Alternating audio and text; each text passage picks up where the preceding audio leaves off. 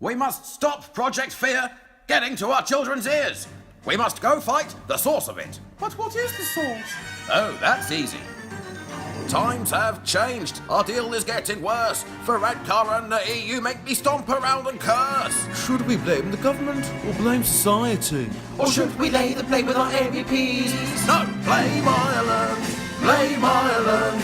With their Guinness-addled brains and their bloody IRA. Blame Ireland.